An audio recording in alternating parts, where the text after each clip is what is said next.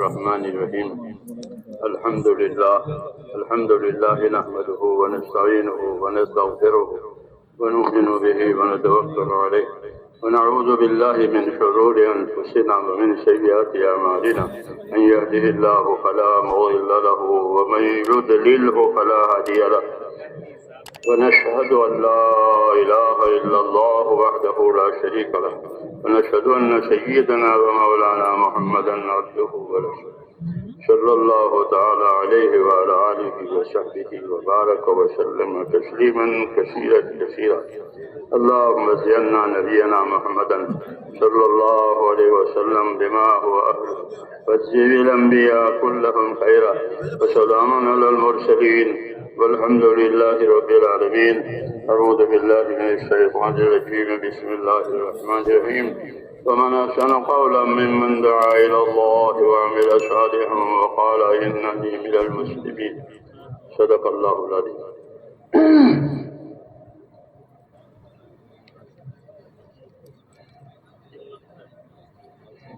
میرے بزرگوں اور پیارے بھائیوں،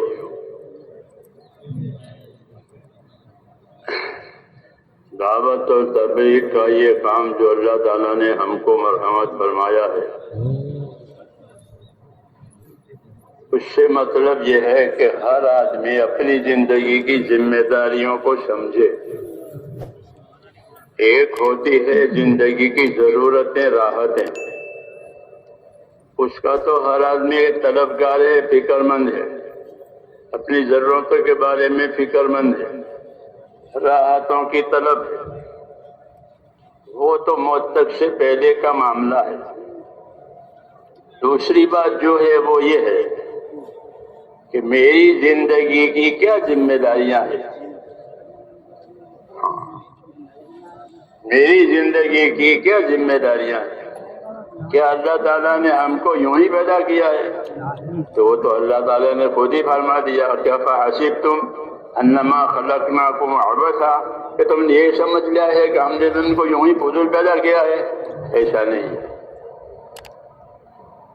ایسا نہیں ہے، بلکہ ہم میں سے ہر ایک کی زندگی نتیجے پر جائے گی. ہم میں سے ہر ایک کی زندگی نتیجے پر جائے گی.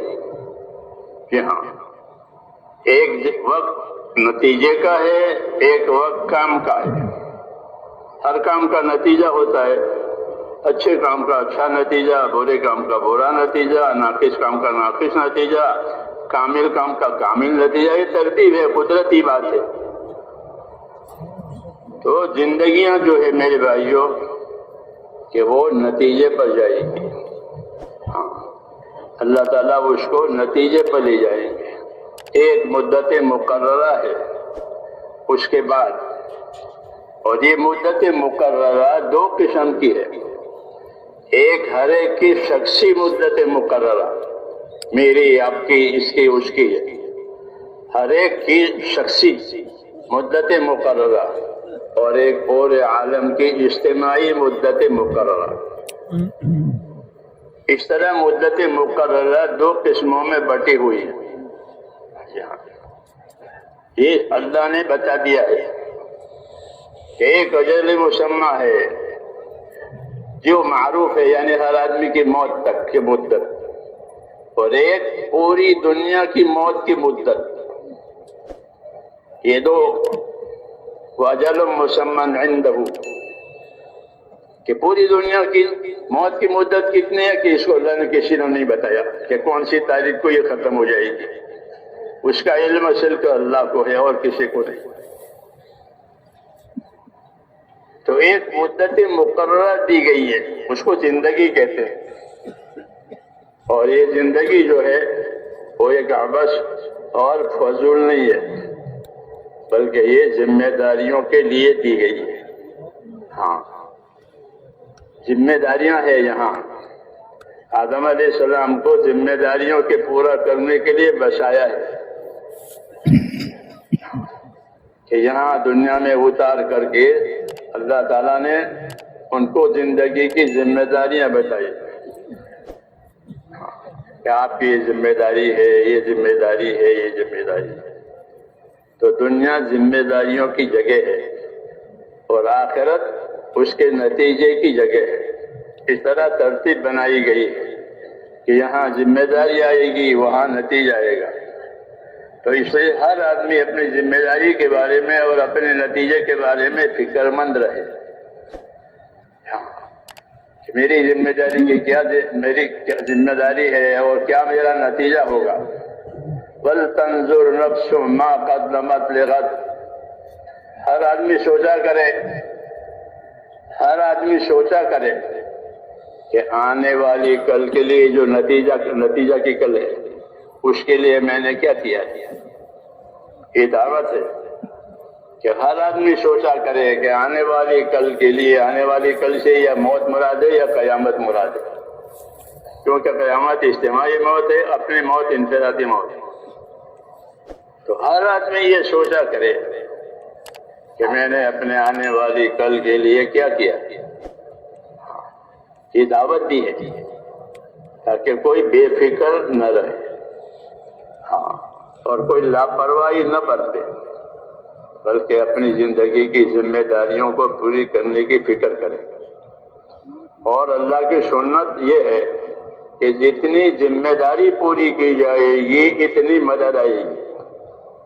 اللہ کی مدد کے بغیر کوئی کام ہوتا نہیں ہے۔ جب تک اللہ مدد نہ کرے، جب تک اللہ نہ چاہے، کوئی کام ہوتا نہیں۔ تو اللہ کی مدد ہمارے ساتھ ہو جائے، اس کے لیے ہم کو اللہ تعالیٰ نے ذمہ داریاں دی، اور ہمارے نبی نے رہبری کے طور پر یہ ارشاد فرمایا ہے کہ المعونۃ علی قدر المعونہ، کہ اللہ کی مدد اتنی ہوگی جتنی ذمہ داری پوری کی جائے گی۔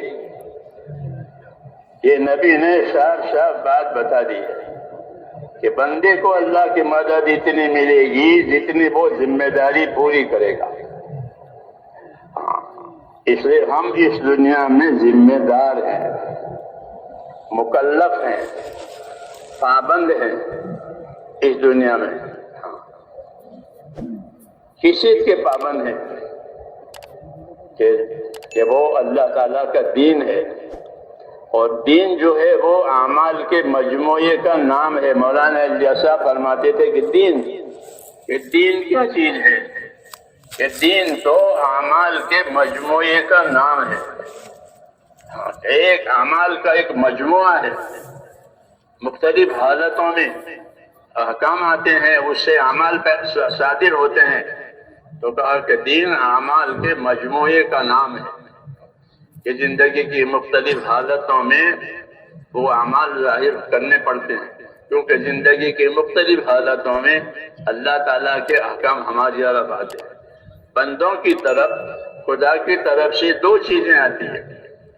ایک اللہ کی نعمتیں ہماری طرف آتی ہیں، نعمتیں آتی ہیں، اور وہ اتنی ہیں کہ اس کا شمار نہیں ہو سکتا۔ نعمتیں آ رہی ہے، ہر موسم کے پھل آ رہے ہیں، جی ہاں، ہر موسم کے پھل آ رہے ہیں، کوئی مانگے کوئی نہ مانگے، وہ اللہ دیں گے۔ تو ایک ہماری طرف نعمتیں آ رہی ہیں، دوسرا ہماری طرف اللہ تعالیٰ کے حکم آ رہے ہیں، رات کے حکم، دن کے حکم، سفر کے حکم، حضر کے حکم، غریبی کے حکم، مالداری کے حکم۔ جتنے حالات آئیں گے اتنے حکم آئیں گے۔ کیوں؟ یہ زندگی حکموں کے لیے دی ہے، زندگی حکموں کے لیے دی ہے، اس لیے آسانی کے لیے جتنے حالات آئیں گے اس طرح کے حکم آئیں گے۔ کوئی بیمار ہے تو اس کے لیے بیماری کے حکم ہے، تندرست ہے تو تندرستی کے، سفر ہے تو سفر کے، حضر ہے تو حضر کے۔ حالتیں مختلف ہوتی ہیں، تو مختلف حالتوں کی طرف سے مختلف قسم کی دینداری کی ذمہ داری بھی ہے کہ اب یہ کرو، اب یہ کرو، اب یہ کرو۔ لیکن دراصل بات جو ہے وہ یہی ہے کہ ہماری زندگی ذمہ داریوں کی زندگی ہے، اور یہ ذمہ داری صرف دو مخلوق پر ہے، ایک جناتوں پر ہے، ایک انسانوں پر ہے، کہ ان کی زندگی ذمہ داریوں کی ہے۔ ذمہ داریوں کا مطلب یہ ہے کہ ان کو اپنی زندگی کے نتائج دکھائے جائیں گے. یہ مطلب ہے ذمہ داری کا کہ ان کو اپنی زندگی کے نتائج دکھائے جائیں گے، انسانوں کو، جناتوں کو، کہ تم نے اپنی زندگی یوں گزاری ہے، تم نے اپنی زندگی یوں گزاری ہے. سوف ينبئكم بما كنتم تعملون، قریب اللہ تمہیں آگاہ کرے گا کہ تم کیا کیا کرتے تھے. اس لیے یہ بات کہی جاتی ہے کہ ہماری زندگی ذمہ داریوں کی زندگی ہے، اور وہ ذمہ داری اللہ تعالیٰ کے حکموں کی ہے. دوسرا، ہماری طرف نعمتیں آتی ہیں، رات دن نعمتیں، کیونکہ اللہ تعالیٰ نے نعمتیں ہمارے لیے پیدا کی اور کسی مخلوق کے لیے نہیں پیدا کی. ہاں، کہ تمہارے لیے ساری دنیا کو پیدا کیا. یہ کہا ان الدنیا خلقت لکم، یہ دنیا تمہارے لیے پیدا ہوئی ہے، اور صرف پیدا ہی نہیں ہوئی ہے بلکہ دنیا کو اللہ نے پیدا کر کے ہمارے کام میں لگائی ہے تاکہ ہم اسے فائدہ اٹھائیں. ہاں، ہمارے کام میں لگائی ہے اور ہم کو اس کام سے فائدہ اٹھانے کے راستے بتائے ہیں اللہ تعالیٰ نے، کیونکہ دنیا ہمارے لیے بنی ہے. ہمارے نبی نے فرمایا ہے کہ ان الدنیا خلقت لکم، کہ دنیا تمہارے لیے پیدا کی ہے. یہ انعام ہے، یہ اکرام ہے اللہ کی طرف سے کہ کسی مخلوق کے لیے دنیا نہیں بنی، تمہارے لیے بنی. چاند، سورج، اس کی روشنی اور جو بھی ہے وہ سب تمہارے لیے. ان الدنیا خلقت لکم، تو یہ بشارت اور انعام کی بات ہے.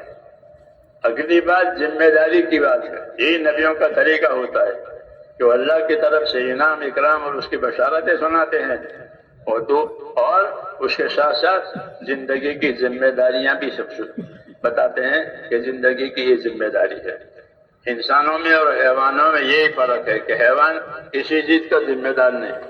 کسی کو لات مار دی، کسی کو سینگ مار دیا، کسی کو کاٹ لیا تو اس کو سزا دو، اس کو کوئی سزا نہیں ہے، اس کی ذمہ داری نہیں ہے. جی ہاں، اس کی ذمہ داری ہی نہیں ہے. اور انسان ایسا کرے تو کہ ہاں پھر اس کی گردن ناپی جائے گی کہ تم نے کیوں ایسا کیا. کہ اس کو اللہ تعالیٰ نے شعور بھی دیا ہے، سمجھ بھی دی ہے اور ذمہ داریاں بھی دی ہے. ہاں، اور اس میں اس کا اکرام ہے، اور مخلوق کو یہ چیز نہیں دی گئی ہے، ان کو دی گئی ہے.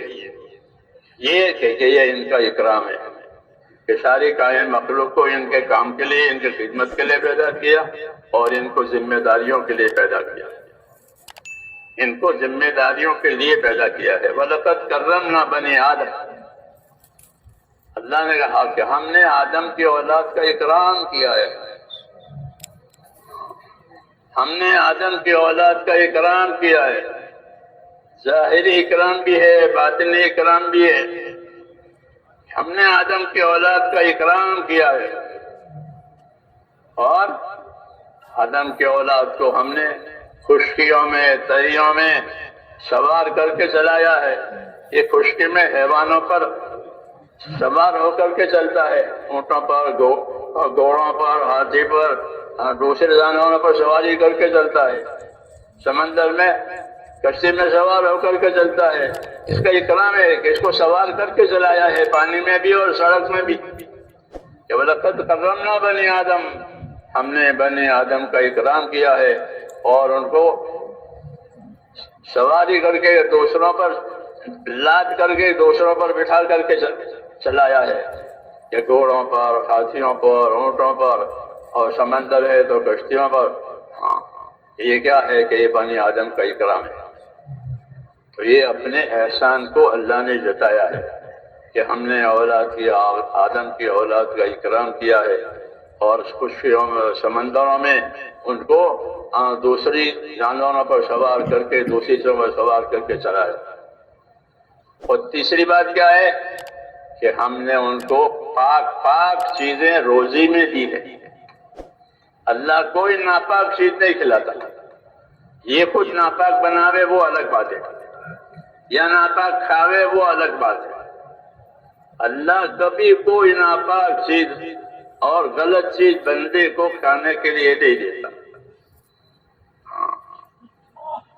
یہ کوئی اپنی چیز کو غلط بنا دے وہ الگ بات ہے۔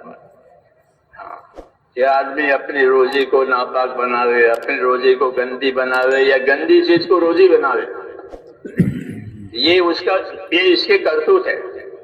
اللہ ایسا نہیں کریں گے کہ اللہ تعالیٰ اس کو پاک چیزیں کھلائے۔ وَرَزَقْنَاهُم مِّنَ الطَّيِّبَاتِ، کہ ہم نے ان کو روزی دی ہے صاف پاک چیزوں سے۔ طیبات، ہاں، آسمان سے جو پانی آتا ہے وہ پاک ہوتا ہے، مبارک ہوتا ہے۔ جی ہاں، یہی روزی ہے، آسمان سے پانی، کہ آسمان سے پانی برسا کہ زمین والوں کی روزی کا سامان ہو گیا۔ ہاں، کہ سب کی حیات کا دار و مدار پانی پر کر دیا۔ وَجَعَلْنَا مِنَ الْمَاءِ كُلَّ شَيْءٍ حَيٍّ، کہ ہم نے پانی سے ہر چیز کو حیات دی ہے۔ پانی بند ہو جائے تو زندگیوں کا حیات کا مسئلہ خطرے میں پڑ جائے۔ زمین کے مخلوق، ان کی زندگی خطرے میں، تو پانی برسا دیا پاک، اور پھر پانی سے جو پیداوار ہوئی وہ بھی پاک، جو اناج آتا ہے زمین میں سے اگ کر کے وہ بھی پاک، جو پھل آتا ہے درختوں پر وہ بھی پاک۔ تو کہا وَرَزَقْنَاهُم مِّنَ الطَّيِّبَاتِ، کہ ہم نے طیبات اور پاکیزہ چیزیں ان کو رزق میں دی ہے۔ اللہ کوئی ناپاک چیز نہیں دیتا، اللہ خود بھی پاک ہے اور پاکی کو پسند کرتا ہے۔ اس لیے ہمارا یہ اکرام ہے میرے دوست، اور یہ اکرام اس کا احسان ہے اور موت تک ہے، کہ اکرام موت تک چلے گا، اور پھر روزی کا مسئلہ موت تک چلے گا۔ جی ہاں، جب موت آئے جب روزی بند ہو جائے گی۔ پھر اگلا کام یہ ہے کہ یہ تو سب ہم نے اپنے ذمے لیا ہے، اور بندوں کے ذمے کیا دیا ہے کہ اللہ نے بندوں کے ذمے اس کے حکموں کے پورا کرنے کی ذمہ داری ڈالی ہے۔ کہ ہمارے حکم پورے کرو گے، حکم کو ادا کرو گے، حکم کو چھوڑنا نہیں ہوگا، حکم کو توڑنا نہیں ہوگا۔ نہ چھوڑنے کی اجازت ہے نہ توڑنے کی اجازت ہے، بلکہ حکموں پر اپنی کامیابی کا یقین کر کے اللہ کے ایک ایک حکم کو اس کے طریقے کے مطابق پورا کرنا ہے۔ یہ زندگی کا مقصد ہے، اس کو اطاعت کہتے ہیں، اس کو اطاعت کہتے ہیں، کہ زندگی وہ اطاعت کے لیے دی ہے۔ نبیوں کو پیش کر کے اطاعت کے طریقے بتائے کہ اللہ کی اطاعت کیسے کرو گے، اللہ کی تابعداری کیسے کرو گے۔ تو اس کے لیے اللہ تعالیٰ نے نبیوں کا سلسلہ جاری کیا، آدم علیہ السلام سے لے کر جناب رسول اللہ صلی اللہ علیہ وسلم تک، تاکہ زندگی اطاعت پر گزرے۔ یہی اصل مقصد ہے۔ وَمَا أَرْسَلْنَا مِن رَّسُولٍ إِلَّا لِيُطَاعَ بِإِذْنِ اللَّهِ، کہ ہم نے جب کبھی کوئی رسول زمین پر بھیجا ہے تو اس کی ایک ہی غرض ہے کہ وہ رسول اللہ کے فرمانے سے بندوں کی زندگیوں میں اطاعت قائم کرائے۔ اطاعت اصل ہے، تابعداری، اطاعت تابعداری کہ یہ اصل ہے، اور اصل اس وجہ سے ہے کہ ہم اللہ پر ایمان لائے ہیں۔ آمنت باللہ کما ہوا باسمائہ و صفاتہ وقبلت جمیع احکامہ، ایمان مجمل ہے۔ میں ایمان لایا میں اللہ پر، جیسا کہ وہ اپنے ذات اور صفات کے ساتھ ہے، اور میں نے اس کے تمام احکام قبول کر لیے۔ تو یہ اللہ پر ایمان لایا ہے، اللہ سے تعلق پیدا کیا ہے۔ تو اللہ کے سے تعلق پیدا کرنے کی کیا ذمہ داری ہے؟ جیسے بیوی بچوں سے تعلق ہے تو اس کی ایک ذمہ داری ہوتی ہے، کسی کے ساتھ نوکری ہے تو اس کی ایک ذمہ داری ہوتی ہے۔ تو اللہ تعالیٰ کے ساتھ ہم نے تعلق پیدا کیا ہے تو اس کی کیا ذمہ داری ہے؟ کہا اللہ سے جو تعلق پیدا ہوا ہے وہ بندگی اور عبادت کا تعلق ہے، اطاعت کا تعلق ہے۔ بندوں کا تعلق اللہ تعالیٰ سے بندگی اور اطاعت کا ہے۔ اللہ کی عبادت کی جائے گی اور کسی کی عبادت نہیں کی جائے گی۔ پھر زندگی کی تمام شعبوں میں اور زندگی کی تمام حالتوں میں یہ دیکھا جائے گا کہ اس حالت میں اللہ ہم کو کیا حکم دیتا ہے اور اس حکم کو پورا کرنے کے لیے ہم کو کیا راستہ و طریقہ دکھایا ہے۔ اس کو دیکھ کر کے چلنا، اس کا نام ہے اطاعت۔ تو زندگی کا اصل مقصد وہ ہے ہماری زندگیوں میں اطاعت آوے۔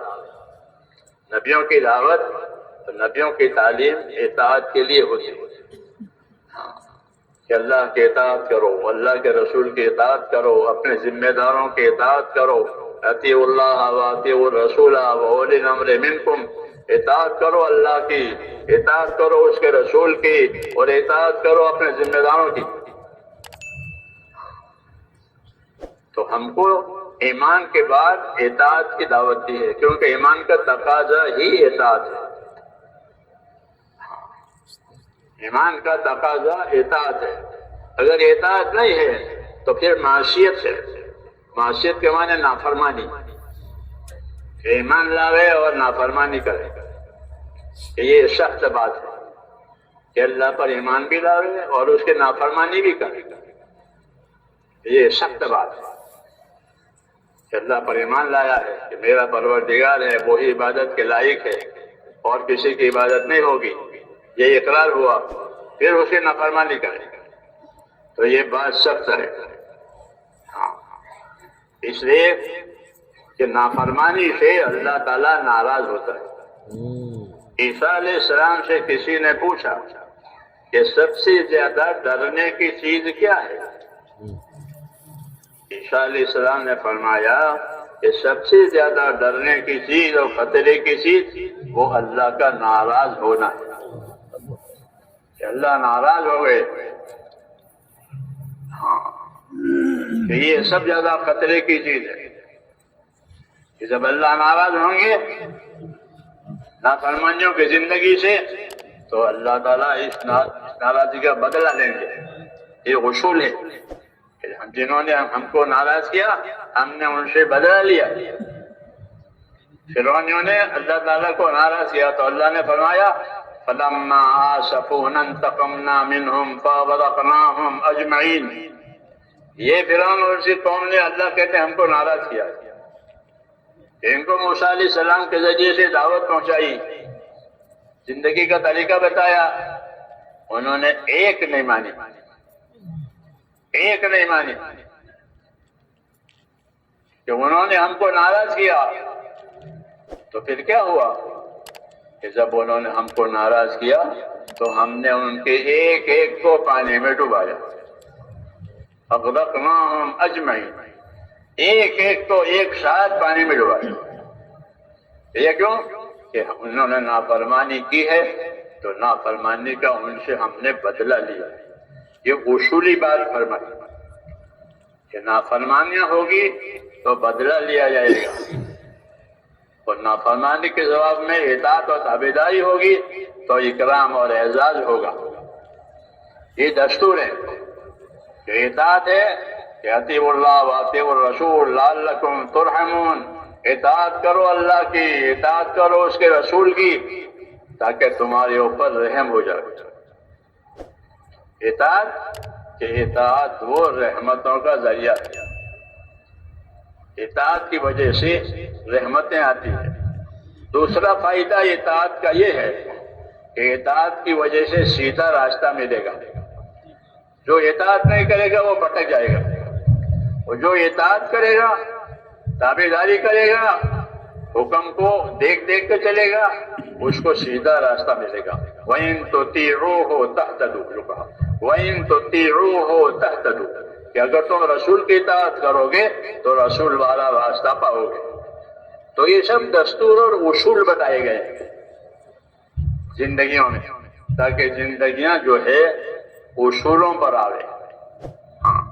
حیوانوں کی زندگی میں کوئی اصول نہیں ہے، کوئی رابطہ نہیں ہے، کوئی تعلق نہیں ہے، کچھ نہیں، وہ آزاد ہے، ان کی زندگی کوئی نتیجہ بھی نہیں ہے۔ کیوں کہ ان کو اس کا شعور نہیں دیا گیا، ہم کو اس کا شعور دیا گیا کہ تمہاری زندگی عبث نہیں ہے، بلکہ تمہاری زندگی بہت قیمتی ہے اور یہ کسی نتیجے پر جانے والی ہے۔ اس لیے ہر آدمی اپنی زندگی کا نتیجہ سامنے رکھے کہ میری زندگی کا کیا نتیجہ آئے گا، ہاں میری زندگی کا کیا نتیجہ آئے گا۔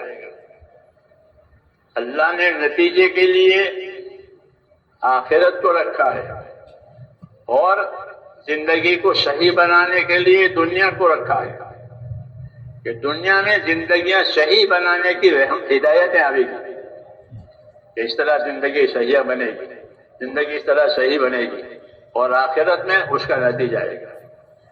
اس لیے دنیا میں دعوت ہے، دنیا میں ہدایت ہے، دنیا میں محنت ہے کہ دنیا میں اللہ کی طرف دعوت دی جائے گی کہ اللہ کی طرف آؤ، اللہ کی طرف آؤ۔ دو راستے ہیں، ایک راستہ ہوا کا ہے، ایک راستہ خدا کا ہے، ایک راستہ ہوا کا، ایک راستہ خدا کا۔ ہوا کہتے ہیں انسان کے نفس کی خواہشات کو، اندر ایک طاقت رکھی گئی ہے انسانوں میں، وہ طاقت ہمیشہ غیر خدا کی طرف لے جاوے، وہ طاقت غیر خدا کی طرف لے جاوے، ہاں وہ طاقت نفس کی طاقت کہلاتی ہے، اسے خواہشات کہتے ہیں، اس کو ہوا خواہشات۔ تو ایک مادہ انسانوں میں خواہشات کا رکھا ہے اور خواہشات کا اندر سمندر ہے، معمولی نہیں ہے، سمندر اتنی خواہشیں بھری ہوئی ہے کہ ساری دنیا اس کو خواہشات میں مل جائے تو حضور فرماتے ہیں وہ اور مانگے کہ اور لاؤ اور لاؤ، ایسی خواہشات اندر رکھی گئی ہے۔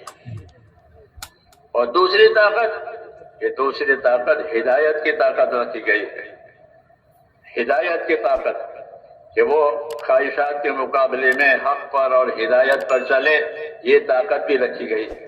جانور میں صرف خواہشات کی طاقت ہے، فرشتوں میں صرف ہدایت کی طاقت ہے، ان میں خواہشات نہیں ہے۔ جی ہاں، لا یعصون اللہ ما امرهم ویفعلون ما یؤمرون، فرشتوں کی صفت بتائی کہ فرشتے اللہ کی نافرمانی نہیں کرتے، وہ نافرمانی کر بھی نہیں سکتے، ہاں ان کو اللہ نے ایسا پیدا کیا، نورانی ہے وہ، اور وہ ہمیشہ اللہ کی اطاعت و تابعداری میں رہتے ہیں، ہمیشہ اللہ کے ذکر تسبیح میں رہتے ہیں۔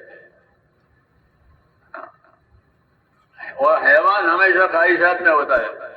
یہ بیس کا آدم کے اولاد انسان، ان میں اللہ نے خواہشات کا مادہ بھی رکھا ہے اور ان میں اطاعت اور تابعداری کی بھی طاقت رکھی ہے۔ اس لیے ان کو دعوت دی گئی ہے کہ اپنی خواہشات میں سے نکل کر اطاعت پر آؤ، خروج اللہ کے راستے میں نکلنا۔ حیات الصحابہ پڑھو گے، کون پڑھتا ہے؟ کوئی نہیں پڑھتے۔ حیات الصحابہ میں مستقل ایک باب ہے کہ صحابہ کرام کس طرح اپنے خواہشات میں سے نکل کر حکموں پر آئے۔ جی ہاں، حضرت رحمت اللہ علیہ نے حیات الصحابہ لکھی، یہ کرامت ہے ان کی، عجیب کتاب ہے، لیکن بیچاری وہ کتاب تو پچھڑ گئی ہے۔ ہاں، علم و ذکر سے تبلیغ والوں کی وابستگی نہیں ہے، صاف بات کہتا ہوں کہ علم و ذکر سے وابستگی نہیں ہے، نفر سفر ہے وہ ٹھیک ہے، لیکن ہمارا نفر سفر صرف نفر سفر کے لیے نہیں ہے، بلکہ ہمارا نفر سفر علم و ذکر کو پھیلانے کے لیے ہے۔ جس طرح چکی چلتے ہیں تو آٹا چاروں طرف گرتا ہے، دانے لیے جائیں گے، اس میں ڈالے جائیں گے، پھر چکے، پھر حرکت دی جائے گی۔ جب حرکت ہوگی دانوں کے ساتھ تو چاروں طرف آٹا دیکھتے رہے گا۔ اللہ کے نبی حضرت محمد صلی اللہ علیہ وسلم نے امت کو حرکت دی ہے۔ یہ نہیں کہا کہ کھاؤ پیو بیٹھو اللہ اللہ کرو، ایسا نہیں کہا، ایسا نہیں کہا، بلکہ پہلے روز سے امت کو حرکت دی ہے کہ حرکت میں رہو۔ حرکت میں کیوں ہے کہ یہ بہترین امت ہے، کنتم خیر امت، کہ تم بہترین امت ہو۔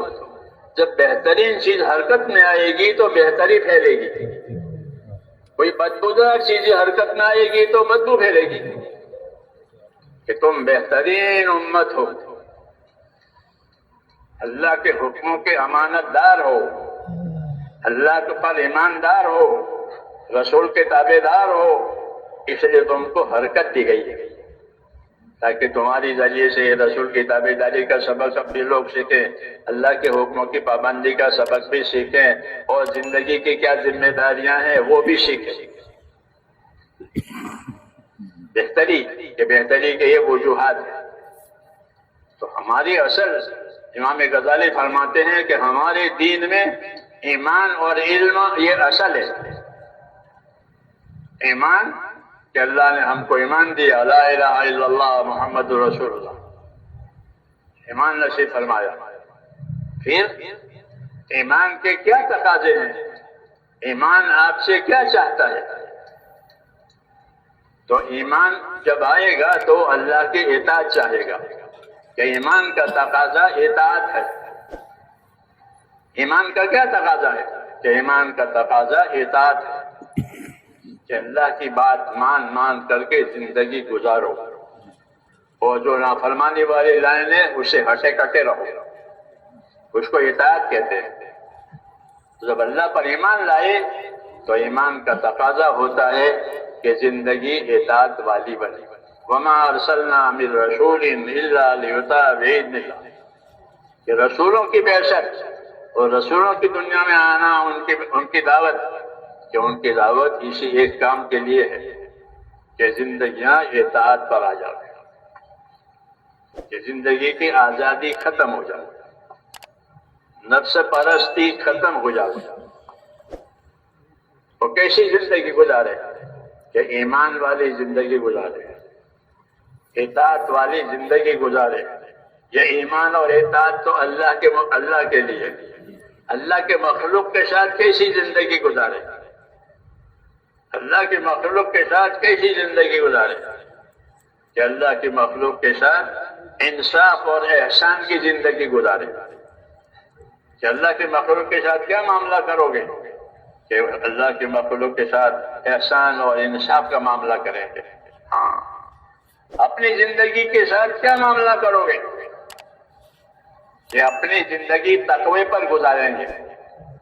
ہاں، اس لیے کہ ہر انسان کے وجود میں اللہ نے تقوی رکھا ہے، فَأَلْهَمَهَا فُجُورَهَا وَتَقْوَاهَا، کہ ہر انسان کی ضمیر میں، ہر انسان کے دل میں، اس کے حیات میں دو طاقتیں رکھی ہیں، ایک طاقت نافرمانی کرنے کی بھی ہے اور ایک طاقت تقوی پرہیزگاری کی بھی ہے۔ ایسی ہماری پیدائش ہے کہ ہمارے اندر گنہگار بننے کی بھی طاقت ہے اور پرہیزگار بننے کی بھی طاقت ہے۔ نبیوں نے آ کر کے یہ بتایا کہ وہ جو طاقت گنہگار بننے کی ہے اس کو دباؤ، اس کو ختم مت کرو، اس کو دباؤ، اور جو طاقت اللہ کے اطاعت کرنے کی ہے اس کو بڑھاؤ۔ ابو ہریرہ نے حضور سے اجازت مانگی، یا رسول اللہ، میری بات سمجھ میں آ رہی ہے؟ یا سو گئی بیٹھ کے؟ نہیں، سو مت۔ ابو ہریرہ نے حضور صلی اللہ علیہ وسلم سے اجازت مانگی، یا رسول اللہ، میں جوان آدمی ہوں، میرے پاس شادی کرنے کی طاقت نہیں ہے، غریب آدمی ہوں، میں ڈرتا ہوں کہ کسی گناہ میں ملوث نہ ہو جاؤں اپنی جوانی کے جوش میں، اس لیے میں آپ سے اس کی اجازت مانگتا ہوں کہ میں کھسی ہو جاؤں، جیسے جانوروں کے کھسی کرتے ہیں۔ یہ گناہ سے بچنے کے لیے حضور صلی اللہ علیہ وسلم نے فرمایا ایسا نہیں ہوگا، ایسا نہیں ہوگا۔ کیوں؟ کہ یہ فطرت کے خلاف ہے کہ کوئی طاقت اللہ نے نہیں دی ہے، وہ طاقت کو فنا کرو۔ یہ طاقت کو فنا کرنے کی اجازت نہیں ہے کہ مردوں کو مردانہ طاقت دی ہے، عورتوں کو زنانہ طاقت دی ہے۔ کوئی اپنی طاقت کو فنا نہ کرے، کیونکہ ان طاقتوں سے بھی کچھ مقصود ہے، اس لیے آپ نے ان کو اجازت نہیں دی کہ اس کی اجازت نہیں ہے۔ اور فرمایا ابو ہریرہ جو اللہ نے لکھا ہے وہ تو ہو کر رہے گا۔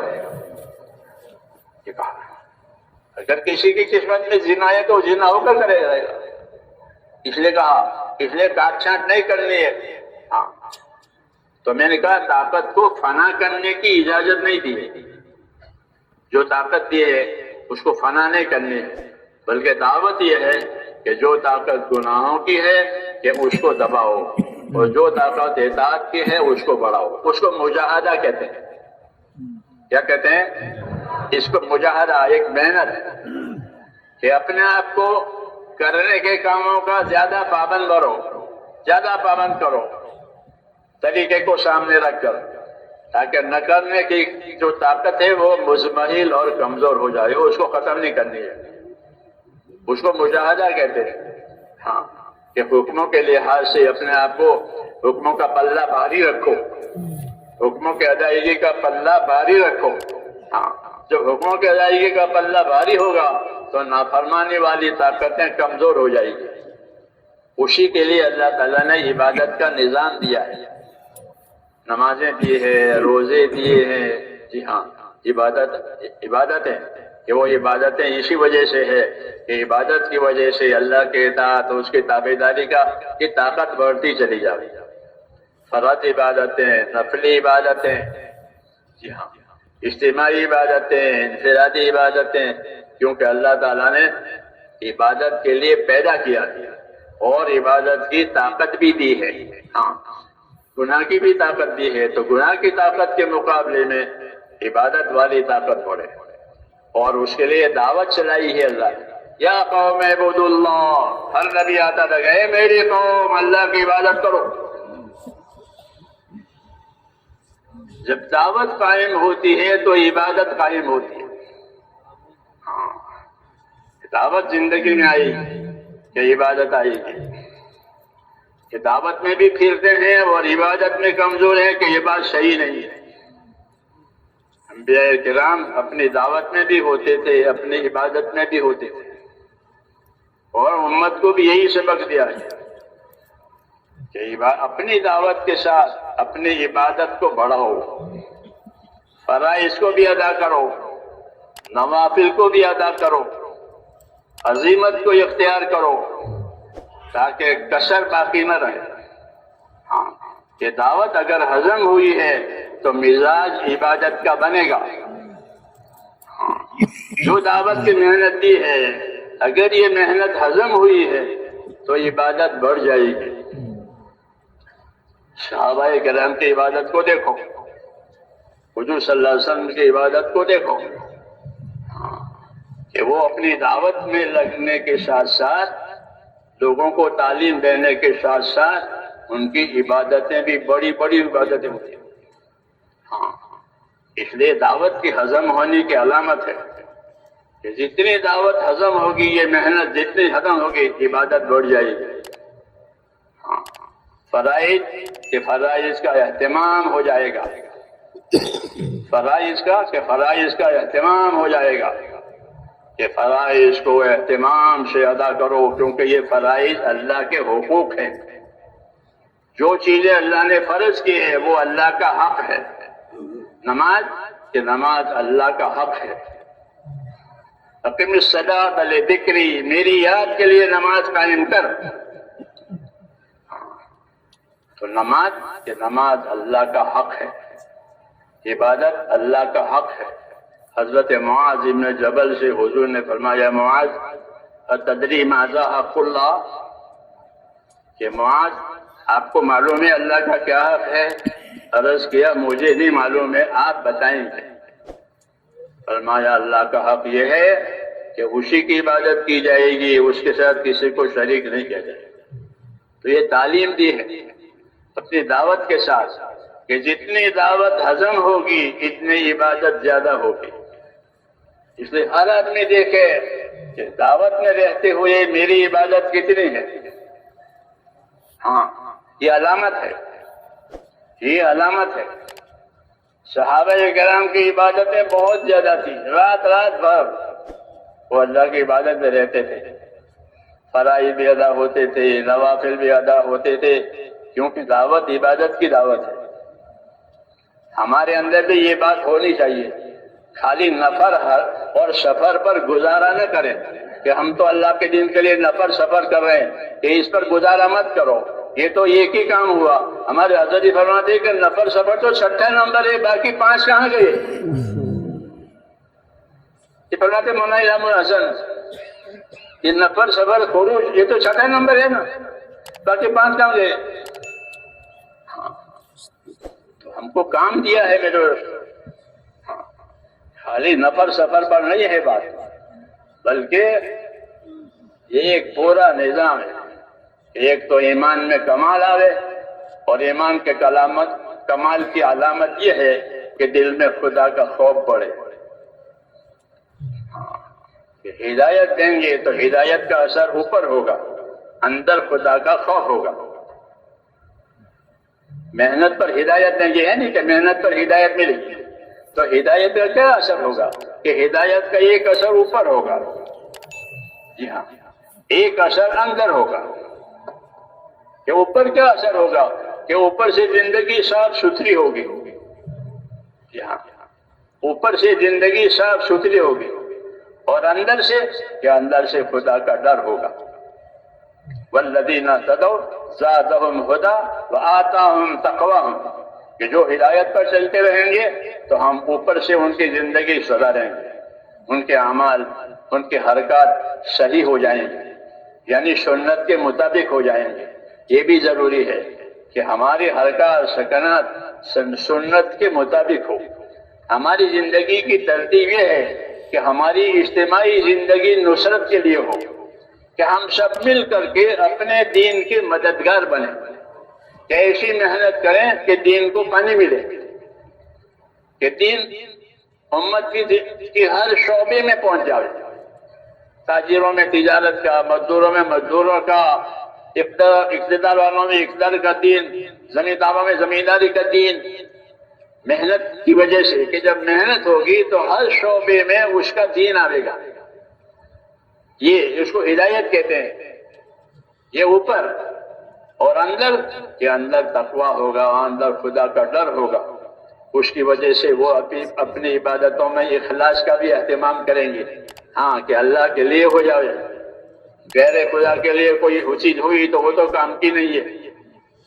کہ اخلص دینک یکفیک العمل القلیل، اپنے دین میں اپنے عمل میں اخلاص پیدا کر کہ تھوڑا عمل بھی کافی ہو جائے گا۔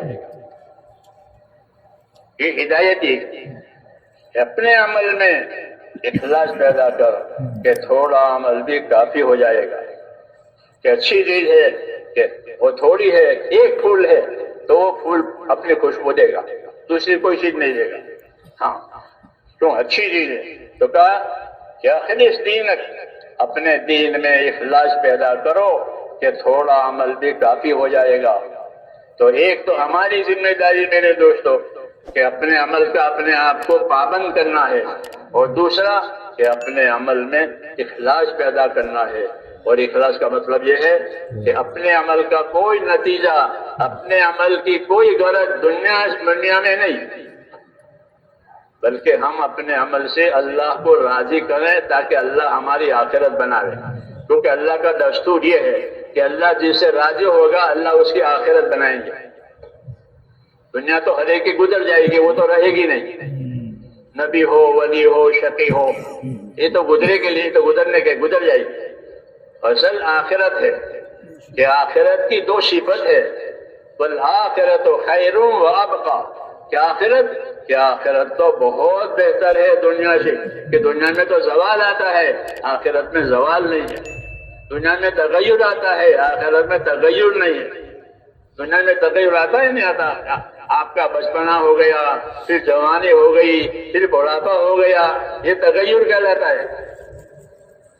یہ دنیا تغیر سے خالی نہیں ہے، آخرت میں تغیر نہیں ہے، بلکہ آخرت میں خیر ہے تو وہ خیر باقی ہے، ختم نہیں ہوگی، اور اگر شر ہے تو وہ شر بھی باقی رہے گا۔ والآخرۃ خیر و ابقی، آخرت کی صفت بتائیے کہ آخرت میں خیر بھی ہے اور بقا بھی ہے، ختم ہونے والی نہیں ہے۔ اس لیے ان کو آخرت والا بنایا ہے کہ اپنے کام سے آخرت چاہو اور کچھ مت چاہو۔ جب اللہ کو راضی کرو گے تو آخرت اللہ تعالیٰ بنا کر کے دیں گے۔ صحابہ کی صفت یہی تھی کہ یبتغون فضلا من اللہ ورضوانا، کہ وہ حضرات اپنا کام کس طرح کرتے تھے کہ وہ اپنے کام میں اللہ کی رضا چاہتے تھے۔ جب تک اللہ کا فضل مانگتے تھے اور اللہ کی رضا چاہتے تھے کہ اللہ تعالیٰ ہم پر فضل فرما دے، اپنی مہربانی فرما دے اور اللہ ہم سے راضی ہو جائے، تو اللہ کا فضل مانگتے تھے۔ فضل میں سب چیزیں آ جاتی ہیں۔ اللہم انی اسألک من فضلک، اے اللہ میں آپ سے فضل مانگتا ہوں، تو فضل میں تندرستی بھی ہے، فضل میں روزی بھی ہے، فضل میں جنت بھی ہے۔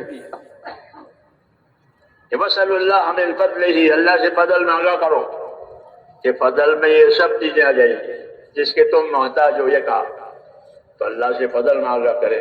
تو یہ حضرات اللہ کا فضل مانگتے تھے۔ دوسری صفت کیا تھی ان کی کہ وہ اپنے کام سے اللہ کو راضی کرنا چاہتے تھے۔ یبتغون فضلا من اللہ ورضوانا، کہ اللہ کا فضل بھی چاہتے تھے، یہ تو اپنے لیے ہے کہ ہمارے ساتھ اللہ کا فضل ہو جائے، اور اللہ کی نسبت سے کہ اللہ کی نسبت سے یہ ہے کہ ہم اپنے تمام کاموں سے اللہ کو راضی کرنا چاہتے ہیں کہ اللہ ہم سے راضی ہو جائے۔ ہاں، کہ اللہ کا راضی ہو جانا یہ بڑی بات ہے۔ ورضوان من اللہ اکبر، یہ فرمایا کہ ورضوان من اللہ اکبر، کہ اللہ کا راضی ہو جانا یہ تو سب سے بڑی بات۔ تو ایک ہدایت یہ دی گئی کہ دین کا کام کریں گے، اور دین کا کام کرنے سے کیا چاہیں گے کہ اللہ کو راضی کریں گے۔ تو ایک تو اللہ نیت سے راضی ہوگا، دوسرا اللہ صحیح ترتیب سے راضی ہوگا۔ نیت صحیح ہے اور عمل کی ترتیب صحیح نہیں ہے کہ تو بھی نہیں۔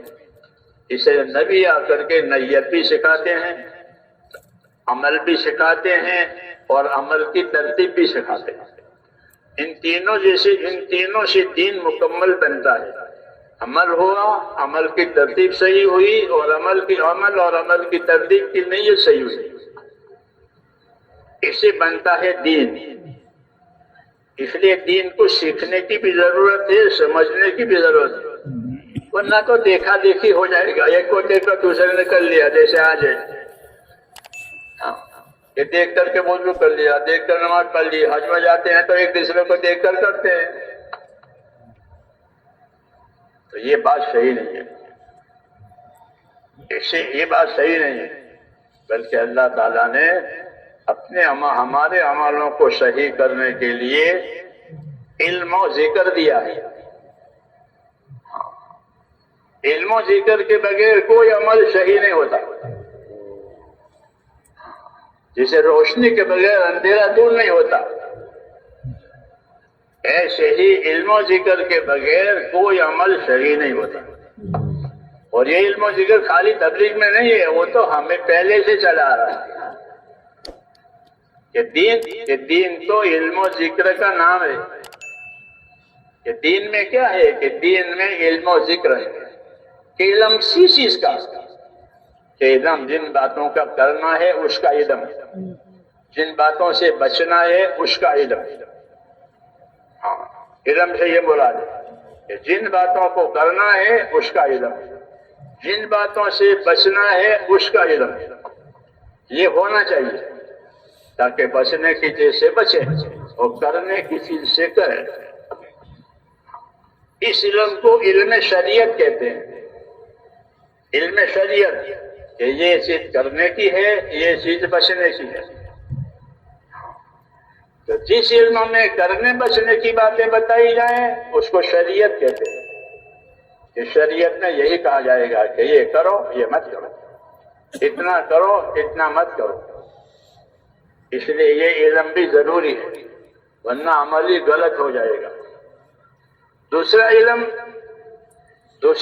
جو ہم کو دیا گیا ہے وہ یہ دیا گیا ہے کہ صحیح عمل کرنے سے کیا ملے گا، صحیح عمل کرنے سے کیا ملے گا، اور عمل کو چھوڑنے سے یا عمل کو توڑنے سے کیا ہوگا، وہ دوسرا علم ہے۔ ہماری زندگی علم والی ہے۔ رسول صلی اللہ علیہ وسلم جس زمانے میں بھیجے گئے تھے وہ جاہلیت کا زمانہ تھا، یعنی لوگ جاہلیت کے گھیرے میں تھے، اور جاہلیت کی وجہ سے غافل بھی تھے، کیونکہ جس کو اپنی زندگی کی خبر نہیں ہوگی وہ غافل ہوگا۔ تو لوگ جہالت میں بھی تھے، غفلت میں بھی تھے۔ لِتُنذِرَ قَوْمًا مَا أُنذِرَ آبَاؤُهُمْ فَهُمْ غَافِلُونَ۔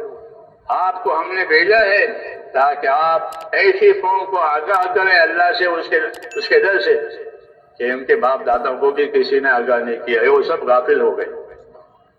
تو غفلت سے نکالنے کے لیے اور جہالت میں سے نکالنے کے لیے دین آیا۔ تو دین علم و ذکر کا نام ہے۔ دین میرے بھائیوں یاد رکھو، علم و ذکر کا نام ہے، کہ دین میں علم و ذکر ہی ہے، کہ یہ کرنا ہے، یہ نہیں کرنا ہے، اور اس طرح کرنا ہے، اس طرح نہیں کرنا ہے، یہ عمل۔ پھر اس کے ساتھ ایک چیز اور ہے علم میں، کہ یہ کرو گے تو یہ انعام ملے گا، یہ کرو گے تو یہ انعام ملے گا، یہ علم۔ تو ایک فضائل ہوتا ہے، ایک علم ہوتا ہے فضیلت کا، ایک علم ہوتا ہے شریعت کا۔ تبلیغ اس علم کی تبلیغ ہے۔ تبلیغ کس چیز کی ہے؟ کہ تبلیغ پھرنے کی نہیں ہے، پھرنا تو ہماری غفلت دور کرنے کے لیے ہے۔ ماحول میں سے نکلو تاکہ تمہارا شعور صحیح ہو جائے، کیونکہ ماحول کا نشہ چڑھتا ہے۔ تو اس لیے نفر سفر کرایا تاکہ شعور صحیح ہو جائے۔ چنانچہ آدمی اللہ کے راستے میں نکلتا ہے تو اس کے اندر ایک شعور پیدا ہوتا ہے، ہاں گویا غفلت کا پردہ اتر جاتا ہے۔ کہ جتنی محنت کی ہے اتنا تاثر پیدا ہوتا ہے تبلیغ میں۔ صحیح محنت کرے صحیح میں تو صحیح تاثر پیدا ہوتا ہے، بعضوں کو ندامت پیدا ہوتی ہے، بعضوں کو جذبہ پیدا ہوتا ہے۔ ہاں وہ اللہ جانتا ہے کہ اس کو کیا دینا ہے محنت کے بعد۔ تو بعضوں کو محنت پر جذبہ ملتا ہے کہ وہ آگے بڑھتے رہتے ہیں، جان کو مال کو لگاتے رہتے ہیں شوق سے، ایک جذبہ بنا دین کی وجہ سے، اور جذبے میں وہ اپنی ذمہ داریاں پوری کرتے ہیں۔ بعضوں کو خوف پیدا ہو جاتا ہے، اللہ کے راستے میں لے کر ان کو خوف ملا، تو خوف کی وجہ سے انہوں نے اللہ سے ڈر کر کے اور توبہ کر کے اپنے سارے معاف کروا دیے گناہ، کہ یا اللہ میں نے تو کچھ کیا نہیں ہے اور میں تو ایسا ہوں۔ تو ان کو ڈر لگا اور ڈر میں وہ اللہ سے معافی مانگتے رہے تو اللہ ان کو معاف کر دیا۔ یہ فائدے ہیں نفر سفر کے، کسی کو خوف ملے گا، کسی کو شوق ملے گا، کسی کو جذبہ پیدا ہوگا۔ اللہ ہی جانتا ہے کہ اس کو کیا دیا ہے، والذین جاہدوا فینا لنہدینہم سبلنا، جو ہمارے راستے کی محنت کریں گے ہم ان کو راستے کی رہبریاں دیں گے۔ تو کسی کو شوق دیں گے، کسی کو خوف دیں گے۔ یہ کس پر ملے گا؟ یہ محنت پر ملے گا۔ اگر دین کی محنت نہیں ہوئی تو، یہ دین کی محنت نہیں ہوئی تو جیسے محنت کا نفع ہے اس محنت کے چھوٹنے کا نقصان ہے۔ یہ کیا نقصان ہے؟ کہ لوگوں کو نشہ چڑھ جائے گا، لوگ نشے میں آ جائیں گے۔ جب محنت چھوٹ جائے گی، ذمہ داریوں کی پرواہ نہیں ہوگی تو ان کو نشہ چڑھے گا۔ کس چیز کا نشہ؟ کیا نشہ چڑھے گا؟ کہ دو نشہ چڑھیں گے، ایک جہالت کا نشہ، ہاں یہ جاہل ہیں پتہ نہیں کیا حکم ہے کیا حرام ہے کچھ نہیں، تو ایک نشہ جہالت کا، اور دوسرا نشہ غفلت کا، کہ جاہل بھی ہے غافل بھی ہے کہ ان پر نشے چڑھیں گے. حدیثوں میں ہے کہ لوگوں کو نشے چڑھ جائیں گے، اس نشے میں ان کو حق بات سمجھ میں نہیں آئے گی. کبھی مالداری کا نشہ چڑھتا ہے کہ مال آیا، مال کی محبت آئی، اس کے بڑا کرنے کی حوث، بڑھانے کی حوث پیدا ہوئی اور مال بڑھ گیا اور بڑھتا چلا گیا. تو اب اس کو نشہ آ گیا. تو پھر مال اس کو حق بات سمجھنے نہیں دے گا، کیونکہ مال ہی کی محنت کی ہے. جیسے قارون کو مال ملا تو اس کو مال کا نشہ چڑھ گیا اور اس نشے میں اس کو حق بات سمجھ میں نہیں آئی، اس لیے وہ موسیٰ علیہ السلام کا دشمن ہو گیا. جو آدمی ان کی ہدایت کے لیے آیا تھا، ان کی نجات کے لیے آیا تھا، ان کے خاندان کا تھا، تو یہ ان کا دشمن ہو گیا. تو نشے میں دشمنی ملی، اطاعت اور تابعداری نہیں ملی، ورنہ تو اطاعت کرتا بلکہ دشمن ہو گیا. یہ کیوں؟ کہ اس مال نے اس کے اندر یہ سب پیدا کیا ہے. یہ مال سے یہ نشہ چڑھ جاتا ہے، اس نشے میں اطاعت نہیں ہوتی بلکہ نافرمانی ہوتی ہے. مال کے نشے میں نبیوں سے ٹکراتے ہیں لوگ.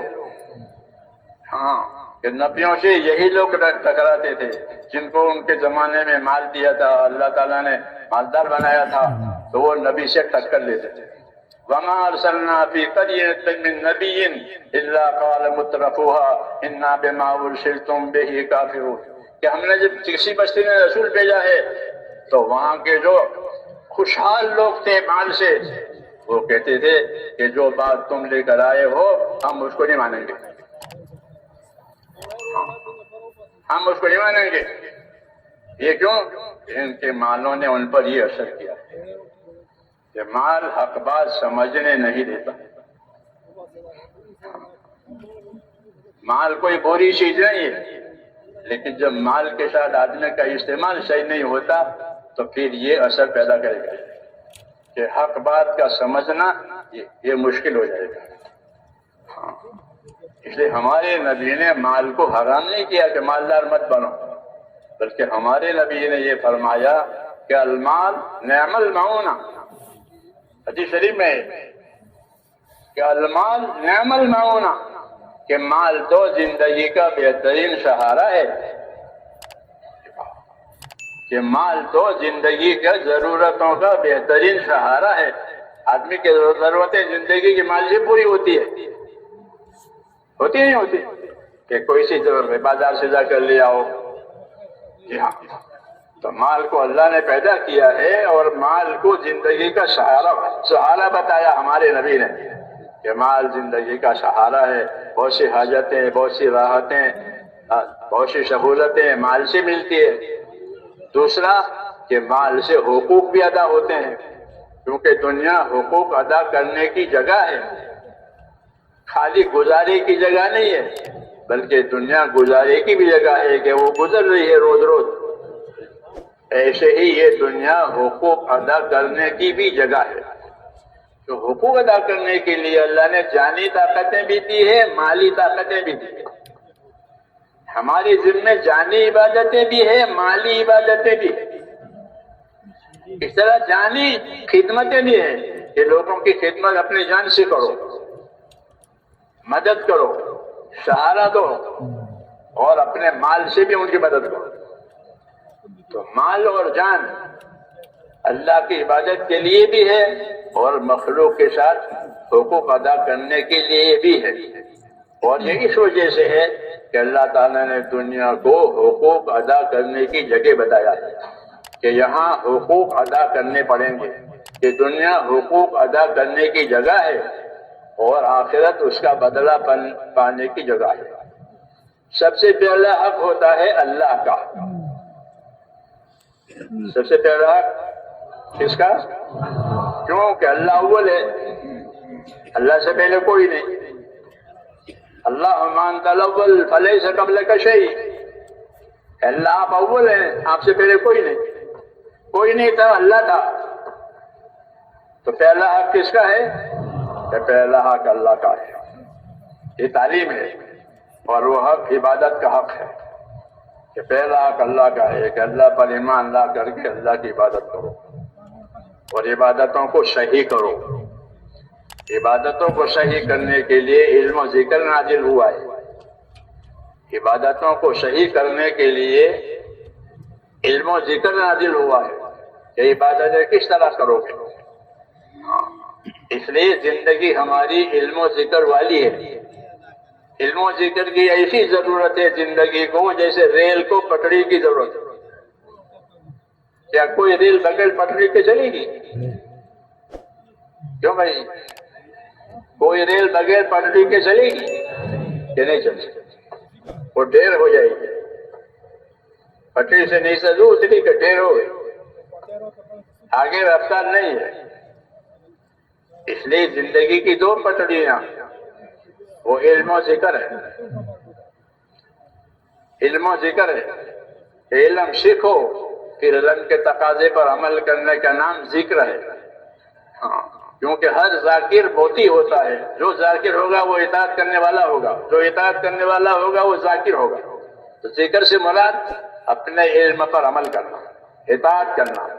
تو اللہ تعالیٰ نے زندگی کی یہ دو لائنیں بنائی ہیں، علم و ذکر، کہ زندگی کی ذمہ داریاں جاننا، اس کا نام علم ہے، اور ان ذمہ داریوں کو پورا کرنا، اس کا نام ذکر ہے۔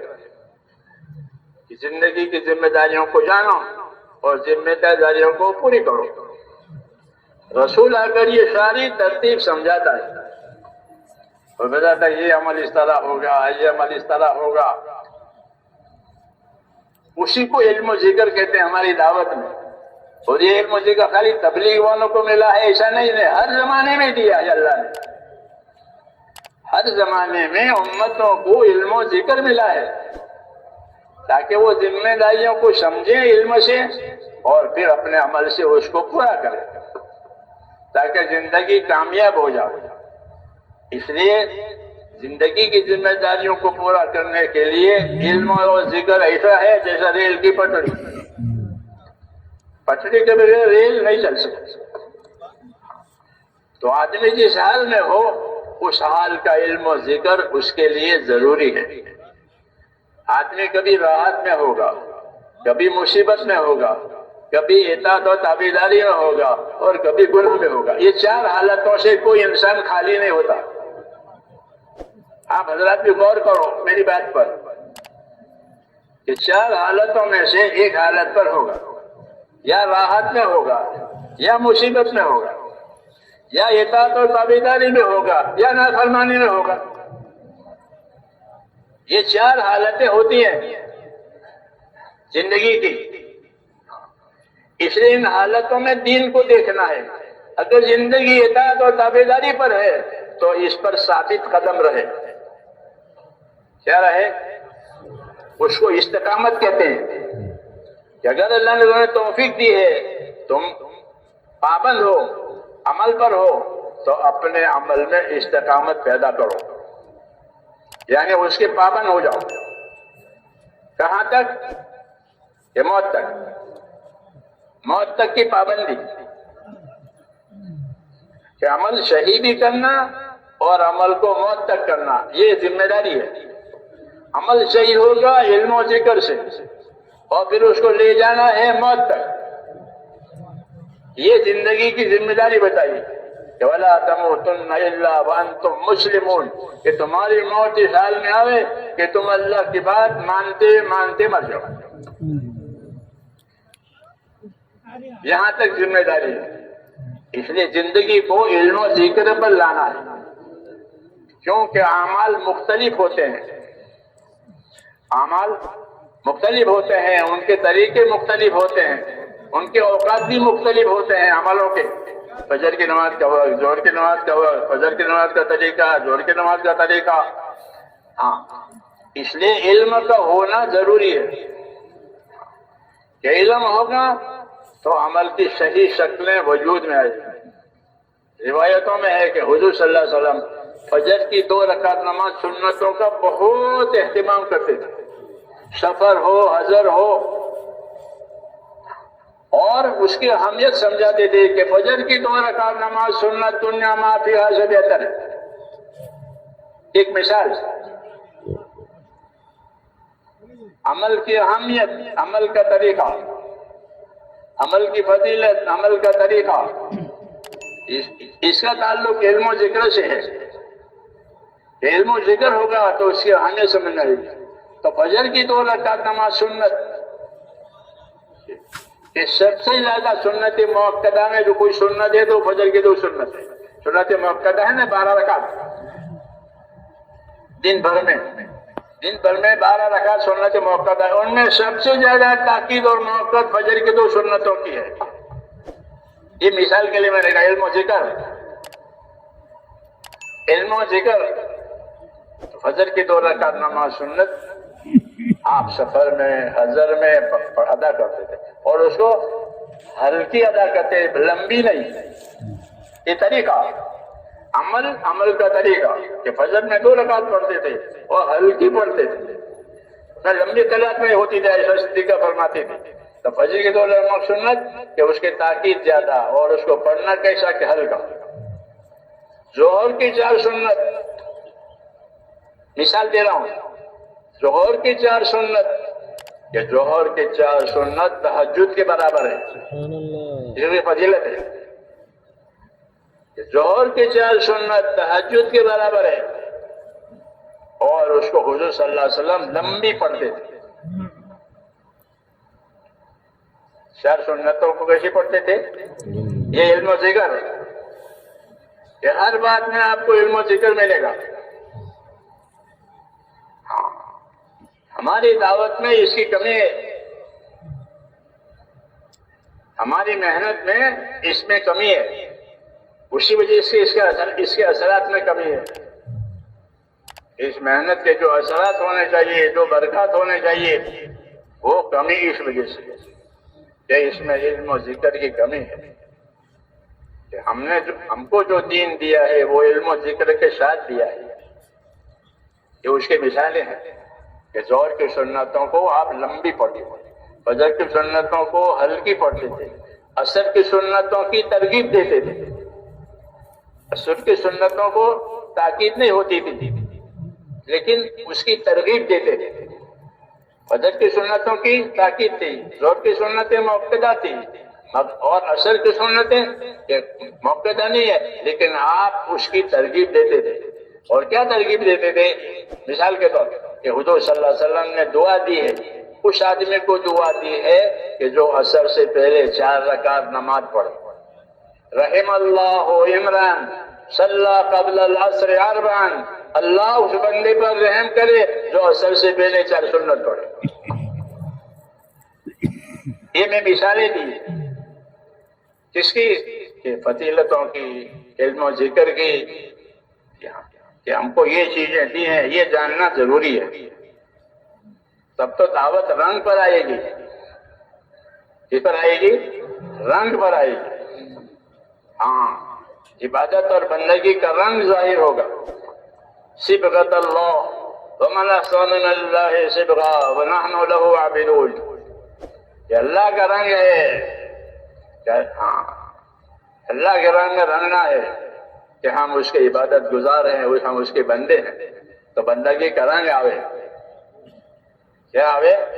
بندگی کا رنگ آوے۔ آدمی اچھا کھانا پیتا ہے ہوتا تو اس کی زندگی میں ایک رنگ ہوتا ہے، اس کی زندگی اور اس کی تندرستی کے اثرات ظاہر ہوں گے، کیوں کہ یہ کھاتا پیتا آدمی ہے۔ اور ایک محنت مزدوری کرنے والا ہے، اس کے چہرے کا اثر الگ ہے، اس کے چہرے کا اثر الگ ہے۔ عبادت کی زندگی کا اثر الگ ہے اور عبادت کے ترک کا اثر الگ ہے۔ تو عصر کی سنت کے بارے میں کہہ رہا تھا کہ آپ نے عصر کی سنتوں کے بارے میں یہ دعا دی ہے کہ اللہ اس بندے پر رحم کرے جو عصر سے پہلے 4 رکعت نماز پڑھے، 4 رکعت سنت ادا کرے۔ تاکید تو نہیں کی ہے لیکن دعا دے کر ترغیب دی ہے۔ جسے عصر کی 4 سنتیں موقدہ نہیں ہے، جی ہاں غیر موقدہ ہے، پڑھو گے تو نبی کی دعا ملے گی، پڑھو گے تو کیا ملے گا؟ کہ نبی کی دعا ملے گی۔ تو یہ علم و ذکر کہلاتا ہے کہ ہماری دعوت علم و ذکر پر چل رہی ہے. جیسے ریل کی گاڑی ریل دو پٹریوں پر چل رہی ہے کہ اسی سے اس کی رفتار بڑھے گی. جی ہاں، یہ دعوت علم و ذکر کے ساتھ، تاکہ زندگی کے ہر موڑ پر اس علم و ذکر کے ذریعے سے رہبری ہوگی کہ یہاں یہ کرنا ہے، یہاں یہ کرنا ہے، یہاں یہ کرنا ہے. تو دعوت کی حرکت کے ذریعے سے، محنت کی حرکت کے ذریعے سے علم و ذکر کو حرکت دی ہے کہ علم لوگوں کی زندگیوں میں آوے، ایک دوسرے کی صحبت میں رہیں، ایک دوسرے کی صحبت سے سیکھیں، پوچھیں.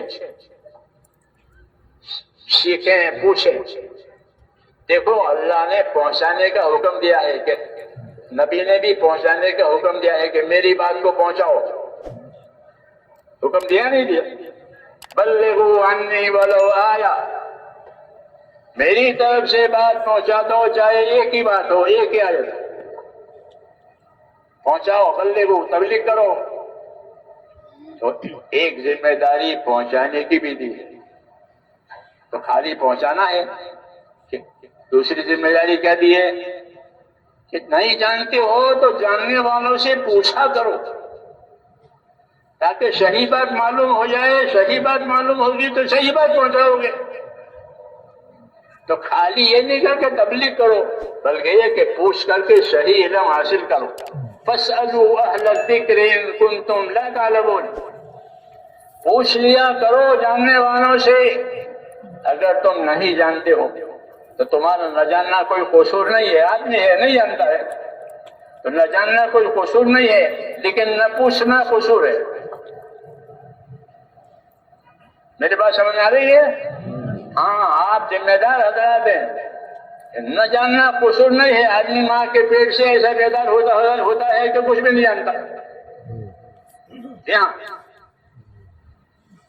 لیکن ایسا ہی رہے کہ کچھ نہ جانے کہ نا اب دنیا میں آیا ہے، ذمہ داریوں کی جگہ ہے، تو اپنی ذمہ داریوں کو جانو، اپنی ذمہ داریوں کو پوچھو.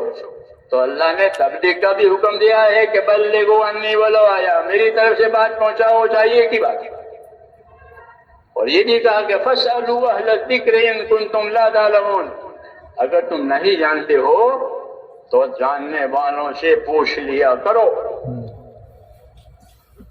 ایک عام دستور ہے کہ آدمی کوئی چیز نہیں جانتا تو پوچھتا ہے ریلوے اسٹیشن کہاں ہے، پوسٹ آفس کہاں ہے.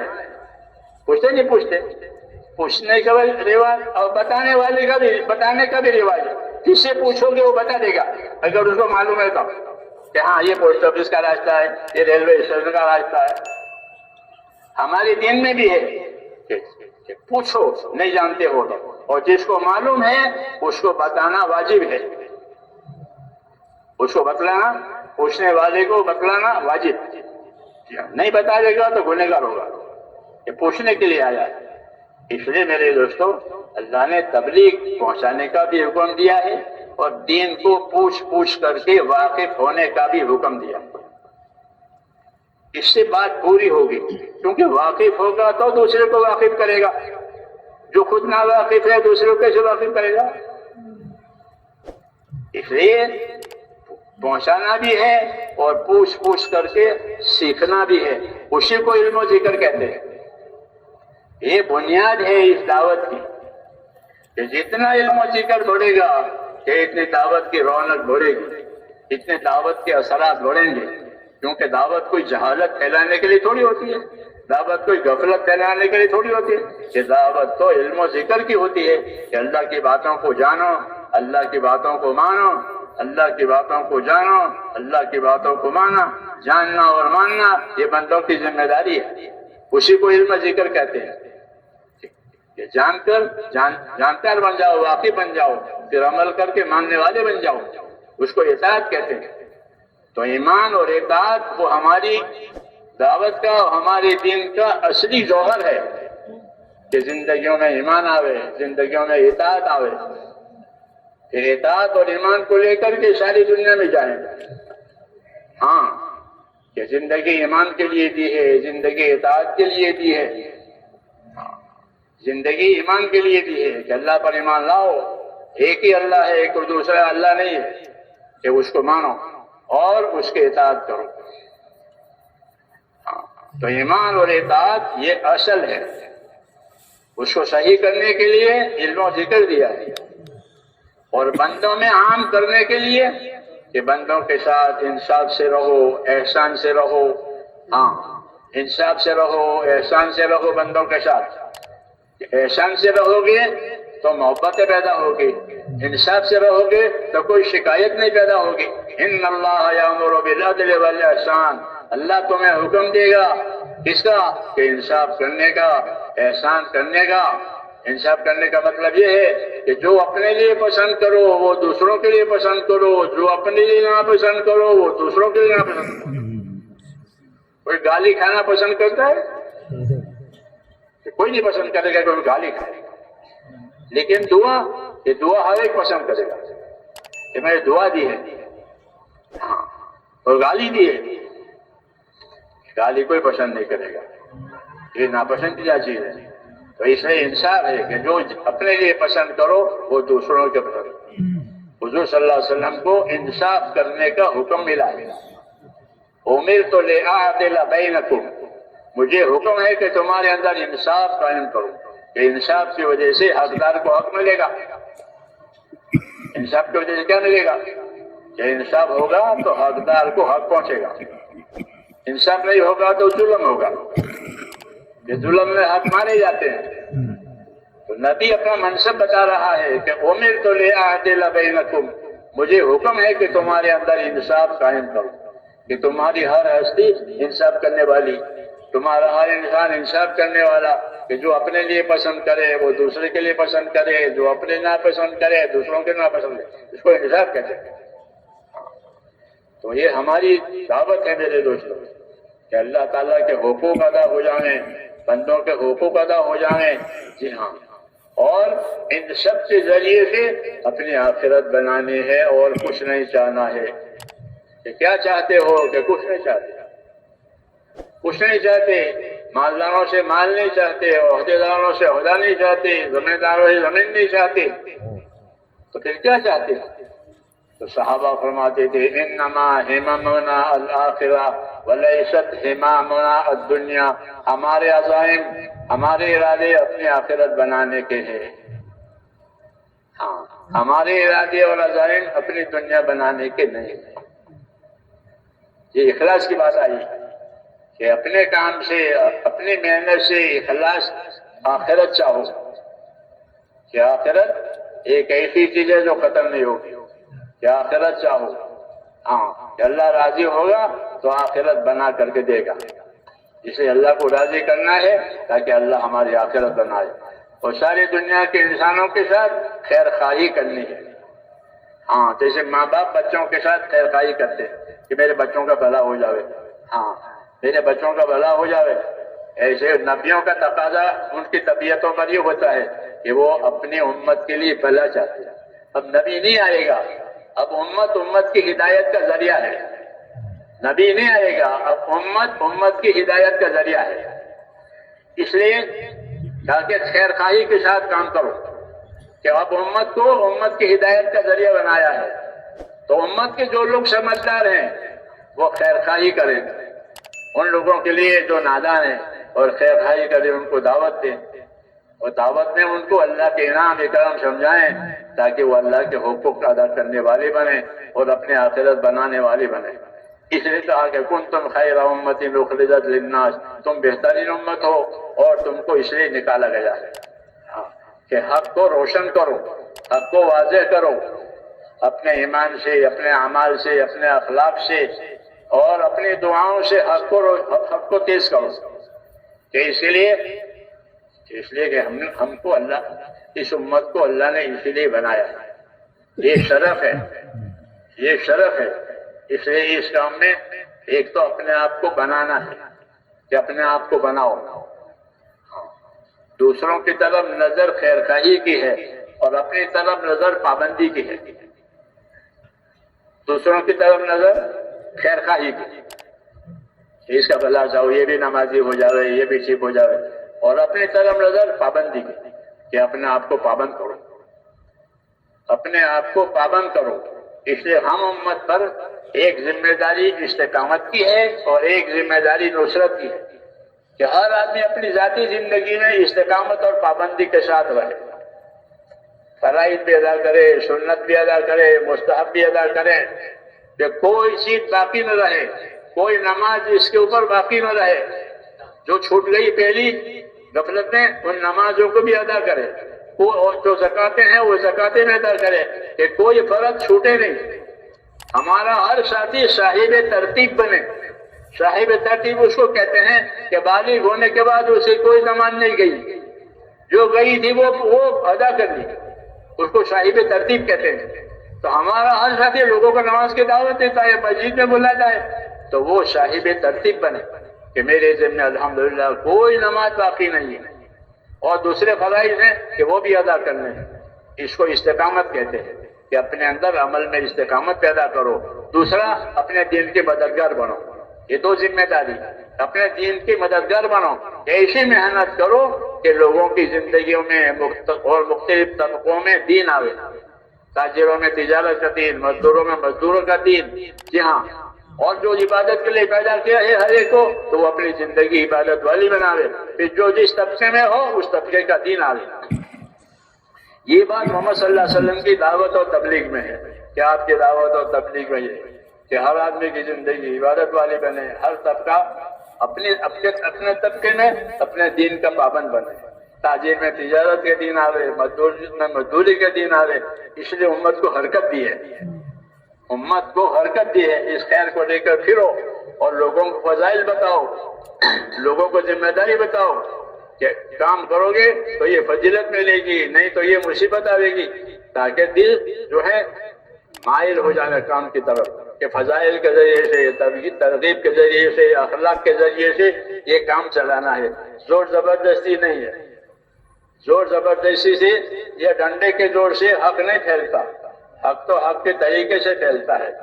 اس لیے اپنے آپ کو دبانا پڑتا ہے، اپنے آپ کو برداشت کرنا پڑتا ہے، اپنی ذمہ داریوں کو پورا کرنے پڑتے ہیں، دوسروں کی طرف صبر کرنا پڑتا ہے۔ یہ سب کام نبی کر کے گئے ہیں، اور اس کی وجہ سے اللہ تعالیٰ نے لوگوں کو متوجہ کیا ان کی زندگی دیکھ کر کے، وہی راستہ ہمارا ہے۔ اس لیے میرے بھائیوں، اس کام کو اپنی ذمہ داری سمجھنی ہے، ہاں، اور اس کام کو علم و ذکر کی روشنی میں کرنا ہے۔ ہاں، علم و ذکر کی روشنی میں، غفلت اور جہالت سے حق نہیں پھیلتا، علم و ذکر سے حق پھیلتا ہے۔ اس لیے اس کو اس کے ساتھ کرنا ہے کہ اس کام کا یہ طریقہ ہے، اس کی یہ سنتیں ہیں۔ اب ہم اجتماعی زندگی میں نصرت کرنے والے بنے اور اپنے انفرادی زندگی میں نبی کی سنتوں کے پابند بنے۔ ہر آدمی اپنی انفرادی زندگی میں اپنے نبی کی سنتوں کا پابند، کہ یہ سنت ہے، یہ سنت ہے، یہ سنت ہے۔ اپنے انفرادی زندگی سنت والی، اجتماعی زندگی نصرت والی، کہ مل جل کر بھی اپنے دین کی مدد کریں، جہاں تقاضا ہو وہاں جائیں، تقاضے پیدا کریں۔ ہمارے بڑے تقاضے پیدا کریں گے اور ان کے ساتھی ان کے تقاضے پورے کریں گے۔ یہ نبوت کا طریقہ ہے، نبی تقاضا پیدا کرتا ہے، امت وہ تقاضے پورا کرتی ہے، صحابہ وہ تقاضا پورا کرتے تھے۔ وہی ہماری ترتیب ہے کہ ہمارے بڑے کوئی تقاضا پیدا کریں گے، ہم ان تقاضوں کو پورا کریں گے۔ ہاں، یہ کیا ہوئی کہ نصرت ہوئی مل جل کر کے۔ اس کے لیے یہ کام ہے، تو اس کے لیے آپ حضرات تیار ہیں؟ اللہ تعالیٰ توفیق دے، تو اپنی اپنی تیاریاں بتائیں، یعنی جو تقاضا